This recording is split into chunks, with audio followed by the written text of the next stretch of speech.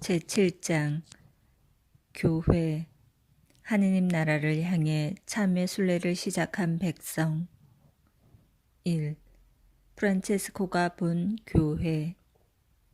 프란체스코의 영성 안에서 교회 또는 교회에 대한 신심은 성인이 자신의 글에서 교회론이라고 할 만한 것을 전개하지 않았고, 교회의 신비에 대해서도 명백하게 다룬 바 없기 때문에 당장 눈에 띌 만큼 두드러진 것은 아닐지라도 매우 중요한 위치를 차지하고 있다. 분명한 점은 프란체스코가 그의 영성 체험을 교회 안에서 실현했을 뿐 아니라 교회를 예수 그리스도께로 이끄는 장으로 여기면서 인간을 제한 없이 사랑하기 위해 성자를 통해 인간이 되기까지 자신을 낮추신 하느님의 부르심에 겸손하고 근본적인 사랑으로 응답하였다는 점이다. 학자들은 프란체스코와 교회의 관계 및 교회에 대한 그의 태도를 대단히 주의 깊게 조명했는데, 특히 폴 사바띠에가 성 프란체스코의 생애라는 책에서 로마 교황청이 프란체스코를 위압하여 그의 예언자적 카리스마를 완화하였다고 주장하면서부터이다. 우리 영구에서도 이 같은 문제를 고찰해 보아야 하겠으나, 성인이 그의 영성 체험 속에서 교회를 신앙과 구원의 공동체로 본 방식을 살펴보는데 우리의 주된 관심을 기울여야 할 것이다. 이러한 측면과 관련해 의미 있는 연구서들이 있다. 그러나 이 연구들은 우리가 가장 중요한 요소라고 여기는 성 프란체스코의 교회성을 충분히 심화하고 있지 못할 뿐 아니라 성 프란체스코의 교회적 시각을 앞에서 우리가 언급했던 기본 체험의 지평 위에서 설명해내지 못하고 있는 듯하다. 먼저 성 프란체스코의 글뿐 아니라 초기 프란치스칸 전기 작품들이 증언하고 있는 내용에 따르면 프란체스코는 자신이 받은 독창적이고 고유한 성소와 카리스마를 뚜렷하게 인식하였는데, 그것을 교회를 위해 교회 안에서 실현하도록 받은 선물로 여겼다. 아시시의 귀도 주교에게 조언을 청하고 자신의 생활 양식을 교황에게 승인받으려 했다는 사실은 이 같은 점을 증언해 준다. 프란체스코가 교회를 수리하라는 소명과 임무를 받은 사건을 강조하고 있는 여러 원천 사료의 내용은 프란치스칸 가족이 크리스천 공동체의 품 안에서 수행해야 했던 교회적 참여를 반영하고 있음이 틀림없다. 그러나 이러한 내용들은 프란체스코가 당대의 회개와 쇄신의 여정에 몰두했던 사람들과 뚜렷이 구별되었을 뿐 아니라 모든 학자들이 동의하고 있듯이 로마 교회와 그 교회가 인도하는 그리스도께 절대적 충실성을 지녔던 성인의 실제적 지향과 구체적 실천과도 깊은 연관성이 있다. 사실 프란체스코가 실현했던 크리스천 삶의 시작과 끝에는 다음과 같은 핵심 요소가 있다. 바로 자신의 현존과 활동 양식이 고유함과 독창성을 띠는데도 교회의 구원 사명을 공유하고 교회의 일원으로서 교회에 깊이 참여하는 것이다. 그렇다면 프란체스코는 교회에 대해 어떻게 느꼈고 어떤 생각을 지니고 있었는가? 프란체스코는 이러한 물음 자체를 깊이 다루지 않았고 그의 글에도 나타나지 않는다고 이미 말했다. 그렇지만 우리는 프란체스코가 자신의 삶과 소명의 핵심적인 사안이라고 여겼던 교회에 대한 소속감을 실현해 나간 방식을 토대로 이 물음에 대한 답변을 찾을 수 있을 것이다. 학자들은 프란체스코의 글과 그의 생애를 쓴 첫 정기 작품이 전해주는 내용에 기초해 여러 자료를 수집했다. 사실 프란체스코가 교회와 맺었던 관계 안에 역설적인 면이 있었음이 틀림없다. 한 학자는 다음과 같이 적고 있다. 한편으로 프란체스코는 당대 교회에 흐르던 정신과 태도와는 상반된 방향으로 움직이면서 여러 측면에서 중세 크리스천 세계를 개혁했다. 다른 한편 프란체스코의 글에는 그의 영성의 가장 탁월한 점 가운데 하나라고 할 수 있는 교회와 이루는 전적인 일치에 대한 내용과 염려가 소상하게 나타나 있다. 13세기 교회는 복음의 견지에서 볼 때 문제가 적지 않았다. 그래서 프란체스코가 제안했던 새로운 형태의 크리스천 삶은 객관적으로 볼 때 자신의 삶의 양식에 대해 승인을 요청했던 당대 교회에 대해 암묵적인 비판을 형성했다. 물론 당대 교회 역시 성인의 복음적 계획이 내포하고 있는 비판적 측면을 어느 정도 수용했다. 그러나 역설적인 부분은 여전히 남아있다. 인간적으로 말하자면 프란체스코와 교회는 대립과 충돌을 피할 수 없었다. 그렇지만 우리는 프란체스코, 특히 그의 글 안에서 당대 제도 교회와 온전히 일치하려는 분명하고 확고한 의지, 더 나아가 일련의 친교회적인 애착을 보게 된다. 이는 교회에 남아있으려는 신중한 결정일 뿐 아니라 거룩한 교회의 발 아래 항상 매여 순종하려는 확고한 의지의 표명이다. 왜 그랬을까? 분열을 야기하고 이단에 떨어지는 데 대한 두려움, 새로운 인간관계를 제시하는 그의 형제회가 교회와 봉건사회에 수용되도록 하려는 바람, 프란체스코의 첫 여정부터 사랑으로 품어준 교회에 대한 일종의 모성애와 같은 인간적인 이유도 배제할 수 없다. 그러나 참된 이유는 신앙에 있는데 신학적이며 무엇보다 신비적인 이유 때문이다. 무엇보다도 프란체스코는 교회와 교회의 성사, 말씀 선포와 교회 성직자 안에서 지상에 현존하고 있는 지극히 높으신 하느님 아들의 현존을 보고 있다.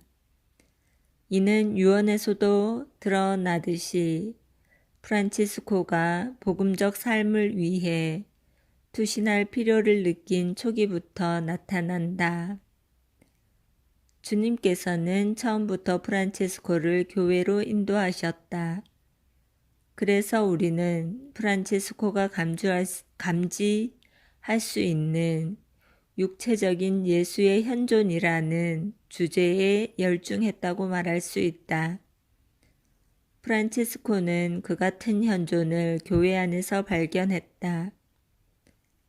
프란체스코의 눈에 교회는 역사의 흐름 동안 매 순간 사제를 통해 마치 마리아처럼 겸손하게 육신을 취하신 지극히 높으신 하느님의 아들이며 영광스러운 하느님이신 주 예수를 인간을 위해 다시금 밝히 드러내 주도록 부름받은 실제로 비쳤다.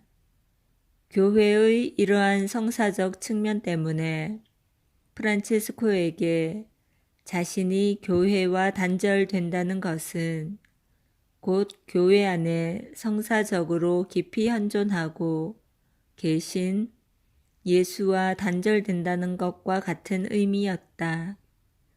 이것이 가톨릭 신자가 아닌 듯한 형제와 교회의 훈령을 따르지 않는 수사에게 엄격했던 참된 이유이다. 이처럼 심오한 신학적 신비적 비전 덕분에 성인에게 교회에 대한 믿음은 지극히 높으신 분의 신비에 대한 자신의 믿음을 시험하는 것이다. 그래서 프란체스코가 교회에서 분리되어 나가고 이단에 떨어지지 않은 것은 무엇보다 그의 신학, 다시 말해 부활하고 전능하고 동시에 겸손하신 그리스도의 신비에 대한 그의 이해 덕분이었다. 교회는 프란체스코에게 이처럼 상반된 신비의 증거였다.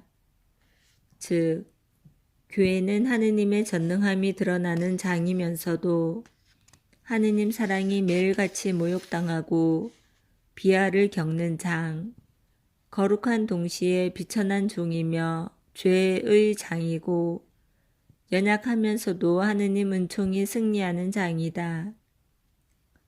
약함과 죄 또한 없지 않으며 육중한 사회적 측면을 지닌 교회의 이러한 성사적 신비적 비전으로 프란체스코는 교회를 삼위일체이신 하느님의 성전, 하느님께 속한 백성, 말씀 선포와 성사를 통한 구원의 공간, 만남과 회개의 장, 진리의 기준, 행동 규범으로 체험하게 되었다.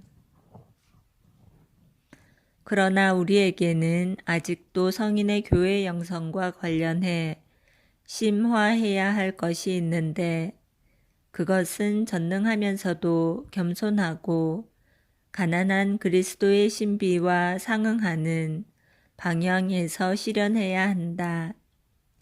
이러한 심화를 위해 우리는 특히 교회 안에서 교회의 사명 수행과 관련해 프란체스코가 형제회를 바라보는 시각과 결과적으로 신앙인들의 공동체인 교회에 대한 그의 체험을 제공하고 있는 인준받지 않은 회칙 23장과 성 프란체스코에 대한 정기 작품의 몇몇 구절에서 도움을 받을 수 있다.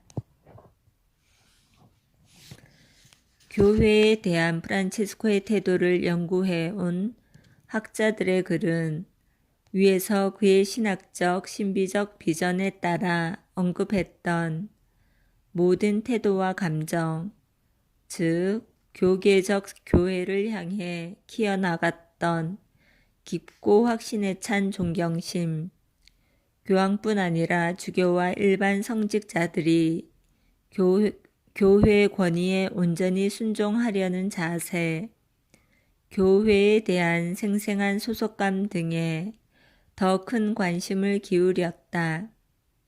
반면에 이 연구들 가운데 단지 소수만 하느님 백성과 신앙인들의 공동체라는 차원에서 교회에 대한 프란체스코의 시각을 연구하였다. 이리 아르테는 다음과 같이 말하고 있다.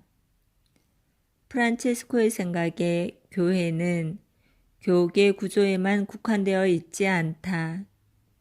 교회란 머리이신 그리스도를 중심으로 모인 하느님의 백성이다. 하느님 백성은 이미 아버지의 집에서 하늘나라의 기쁨을 누리는 성인들과 지상 교회에 사는 세례받은 신자, 아니 구원으로 부름받은 모든 세대의 인간들이다. 인준받지 않은 회칙 23장에서 성인은 교회론에 관하여 놀랄만한 신학적 비전을 보여준다. 23장은 하늘과 땅의 주인이요 임금이신 지극히 높으신 하느님께 성인이 바치는 찬미와 감사가 담긴 열렬한 기도이다.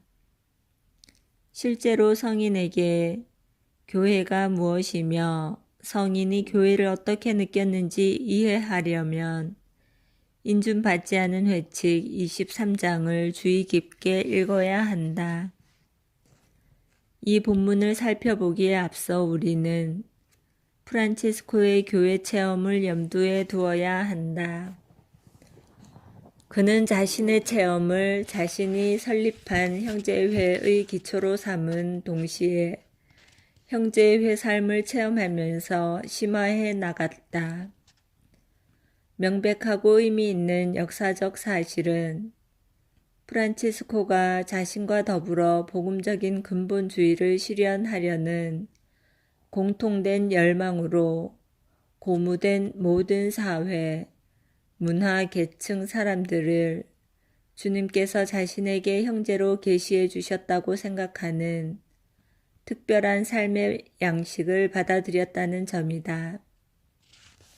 만약 우리가 한 분이신 성부의 자녀들과 동정녀 마리아를 통해 모든 인간의 맏형이 되신 맏아들, 어미하신 주님의 형제들로 구성된 공동체로 인식했던 교회의 삶과 말씀을 통해 프란치스코가 형제성의 깊은 의미를 깨달았다는 점을 보지 못한다면 그 시대에 참으로 새로운 것이라 할 수 있는 프란치스코의 정신을 온전히 이해할 수 없다. 이는 교회를 형제회로 바라본 프란치스코의 체험이자 시각인데 이를 통해 프란치스코는 주님이 그에게 보내신 수많은 형제들에게 형제 관계와 구조를 제공해 줄 수 있다.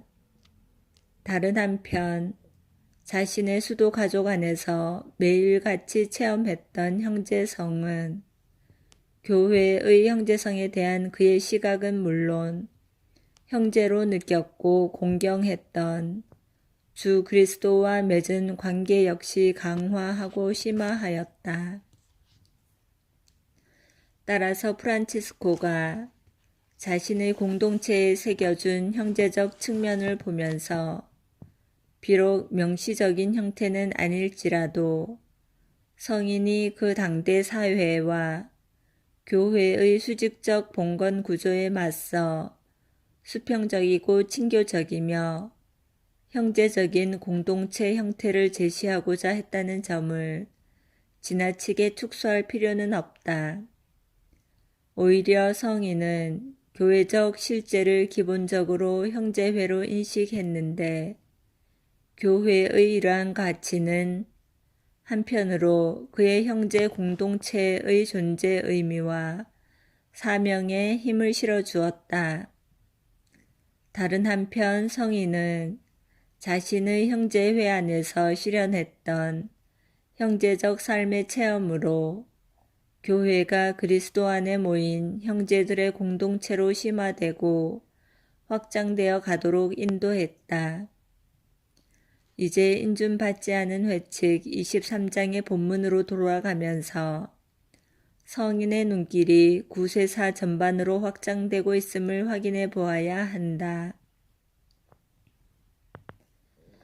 먼저 프란체스코는 전능하시고 지극히 높으시고 거룩하시며 지존하신 하느님, 거룩하고 의로우신 하느님, 거룩하고 의로우신 아버지, 하늘과 땅의 임금이신 주님과 성령의 힘있는 성화 활동 안에서 당신이 사랑하시는 아들, 참 하느님이고 참 인간인 예수 그리스도를 통해 모든 피조물을 창조하고 구원하려고 계획했던 그분의 거룩한 뜻을 구원 역사의 기초와 목표로 삼고 있다. 그 다음으로 영화로우시고 지극히 복되신 평생 동정 마리아를 정점으로 천사들과 구원된 인류와 보편되고 사도로부터 이어받은 거룩한 교회 안에서 주 하느님을 섬기기를 원하는 모든 사람들 위에 구원 역사를 두고 있다. 이어서 프란치스코는 교회 안에서 품을 받은 모든 계층의 사람들과 평신도들을 열거하면서 큰 사람과 힘 있는 사람보다 작은 이와 가난한 이에게 우선권을 두고 있다. 끝으로 이러한 열거는 무익한 종인 작은 형제들이 교회의 모든 구성원에게 다가가 그들이 구원을 획득하기 위해 참된 신앙과 회개에 항구하도록 하라는 초대로 끝맺고 있다. 의미심장하게 끝나고 있는 이 구절은 성인이 교회를 바라보는 시각과 교회 안에서 그의 형제회를 바라보는 시각과 관련해 소중한 지침이 된다. 그것은 바로 하느님의 모든 백성, 즉 하늘에서 승리를 이미 쟁취한 백성과 땅에서 순례 중인 백성이다. 후자는 회개의 여정을 통해 영원한 목적지를 향해 길을 걷고 있는 신자 무리이다.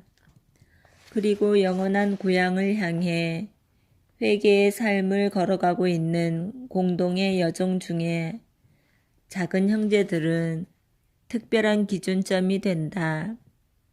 왜냐하면 비록 그들이 무익한 종일지라도 회개하는 삶으로 부름받은 그리스도 교회의 본질적 차원을 상징적으로 보여주기 때문이다. 그것은 바로 주 예수께서 지상 삶 속에서 봉사와 나즘의 표징 안에서 실현하셨던 가난하고 겸손한 삶의 방식이고 이제는 영광을 누리시는 주님으로서 당신의 공동체 한가운데서 날마다 성체 성사와 형제들, 특히 가난한 형제들 안에서 다시금 촉구하고 계신 삶의 방식이며 지극히 높으신 하느님께서 인간에 대한 사랑 때문에 당신 피조물과 친밀하게 대화하려고 자신의 어미를 비우면서까지 선택했던 삶의 방식이다. 여기서 프란치스코는 교회의 모습을 항구한 회심의 자세로 하늘나라를 향해 회개의 삶을 걷는 백성, 예수 그리스도 안에서 최상의 유일한 가치인 하느님께 회개하는 신앙의 장으로 바라보고 있으며 이러한 교회의 모습은 하느님의 겸손하고 가난한 사랑에 대한 응답인 겸손과 가난의 삶을 통해 더욱 적절한 표현 양식을 찾으며 이는 회개 생활을 하는 이들 가운데 포함된 권세 있는 자들과 부유한 자들에 의해서도 실현될 수 있는 것이다. 성인은 지극히 높으시면서도 겸손하신 하느님 앞에서 가난하고 겸손하며 가난한 이와 겸손한 이로 구성된 교회에 대한 비전을 지녔고 그러한 교회의 가치를 구체적인 역사 안에서 실현했다. 프란체스코는 그가 살던 시대의 많은 이들과는 달리 교회가 초창기의 가난한 겸손으로 돌아갈 것을 비판적인 어조로 설파하지 않았다. 오히려 신학적, 그리스도론적, 인간학적 동기 위에서 겸손하고 가난한 삶을 구체적으로 실현하고 증언하는 교회적 현존을 실현하려고 했으며 그것을 진정한 복음적 삶의 보증으로 제시했다. 프란치스코는 이러한 의미에서 가난한 교회와 가난한 이들로 이루어진 교회의 면모를 제시하고 실현하려고 했던 것이다. 교회에 대한 프란체스코의 독특한 체험과 비전 위에서 우리는 크리스천 삶과 작은 형제회의 사명과 기능에 대해 그가 지녔던 생각을 더욱 잘 이해할 수 있다.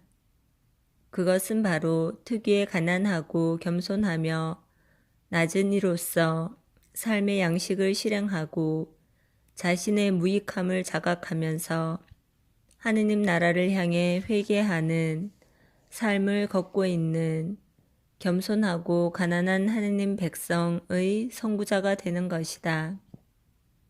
프란체스코는 결코 이러한 생각을 분명히 밝힌 바 없으나 그의 글과 프란치스칸 원천 사료들의 증언에서 충분히 유추해낼 수 있다. 우리가 보기에 인준받은 회칙 6장은 대단히 의미 깊다.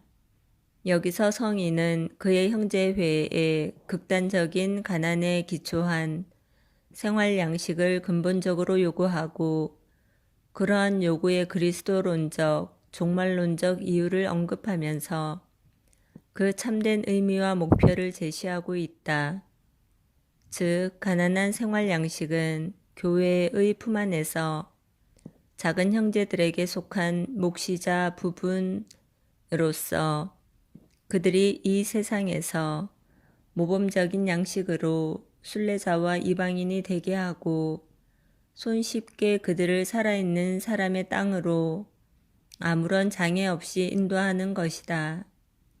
달리 말하면 작은 형제들이 종말을 향한 세상 안에서 현존하고 그 여정을 철저한 방식으로 걷도록 한다는 것이다. 이것이 바로 교회 본연의 삶이다. 다른 말로 표현하면 다음과 같다. 작은 형제들은 주 예수 그리스도의 가난과 겸손을 교회 안에서 철저한 방식으로 실현하도록 부름받았다. 이는 프란치스칸들이 받은 특별한 카리스마로 그들로 하여금 이 세상에서 살아있는 자들의 땅을 향해 여정 중에 있는 순례자와 이방인이라는 교회의 공통된 소명을 철저한 방식으로 실현하게 하고 다른 모든 크리스천들에게도 증언하게 한다. 프란치스코의 이러한 교회론적 이해 안에서만 그 자신과 작은 형제의 회의 겸손하고 가난하며 낮은 이의 삶의 양식에 대한 그의 지칠 줄 모르는 옹호를 깊이 이해할 수 있다. 이는 궁극적으로 겸손하고 가난한 예수 그리스도에 대한 체험과 하느님의 겸손에 대한 체험에 그 뿌리를 두고 있다. 프란체스칸 정기 사료의 몇몇 구절은 프란체스칸 형제회가 교회 안에 현존하면서 특별한 방식으로 가난과 겸손과 낮음을 증언하는 사명을 받게 된 내용을 프란체스코에게 돌리고 있다. 우리는 완덕의 거울에서 다음 내용을 읽을 수 있다. 어느 날 복된 프란체스코가 말하였다. 작은 형제들의 수도회와 생활은 하느님의 아들이 이 마지막 시기에 당신의 성부께 청했던 작은 양떼이다. 성자께서 아버지 당신이 저에게 이 새롭고 겸손한 백성을 만들어 주시어 그들이 겸손과 가난에서 앞서간 다른 모든 이들과 같지 않고 단지 저만으로 만족하기를 바랍니다. 라고 청하시자 성부께서는 당신이 사랑하는 아들에게 내 아들아, 내가 청한 대로 이루어질 것이다. 라고 대답하셨다. 또 프란체스코는 그의 형제들은 성자께서 성부께 청한 가난하고 겸손한 백성이므로 하느님은 그들이 작은 자로 불리기를 바란다고 하였다. 이 백성에 대해 성자께서는 복음에서 다음과 같이 말씀하고 계신다. 내 어린 양들이여 두려워 마라. 내 아버지께서 너희에게 당신의 왕국을 주고자 하셨다. 또 너희가 여기 내 작은 형제들 가운데 하나에게 해준 것이 곧 나에게 해주는 것이다. 여기서 주님께서는 영적으로 가난한 모든 이들에 대해 언급하고 계셨지만 특별히 당신의 교회에서 생긴 작은 형제들의 무리에 관해 말씀하고 계셨던 것이다. 여기서 작은 형제들은 교회 안에서 모범과 자극이 되어야 하며 예언자와 표징의 역할을 수행한다는 점이 분명하게 드러난다. 심지어 작은 형제회 안으로 참된 교회의 본질을 흡수해 버리려는 의도마저 보인다. 이러한 내용은 실제로 프란체스코까지 거슬러 올라가지는 않는다. 사실 이러한 말들은 프란치스칸 가족의 자기 예찬을 드러내고 있다. 낮음의 정신이라고 보기에 어려운 이러한 정신은 13세기와 14세기 사이 수십 년에 걸쳐 작은 형제회의 한 분파 안에 팽배하였는데 프란치스코의 깊은 의도를 부분적으로 드러내주고 있다. 즉, 프란치스칸 형제회는 겸손하고 가난하신 그리스도의 양떼인 교회 안에서 성령에게서 받은 사명과 겸손하고 가난하게 자신을 비움으로써 사랑을 실현하신 예수 그리스도를 철저히 지향하는 가운데 겸손과 가난과 낮음이라는 교회의 전형적인 가치를 상징적으로 증언해야 한다. 창설자의 의도에 따르면 프란치스칸 가족은 인간에 대한 사랑 때문에 가난하게 되신 겸손한 하느님의 아들인 그리스도가 이 세상에서 현존하는 표징인 가난한 교회, 가난한 이들의 교회 안에서 가난한 이들이다. 2. 세기의 흐름 동안 이어져 온 프란치스칸 가족의 교회 영성.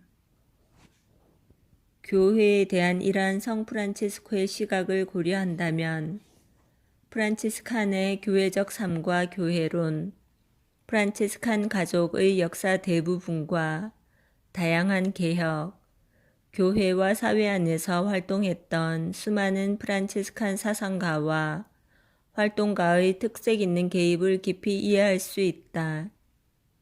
우리는 파도바의 성 안토니오, 성 보나벤투라, 영성파들, 특히 카살레의 우베르티노, 오캄의 윌리엄, 그 밖의 다른 프란체스칸들의 교회론을 주의 깊게 연구하면서 그들의 교회론적 사고를 연결해주는 일련의 동일한 중심 사상이 바닥에 깔려 있다는 사실을 알게 된다.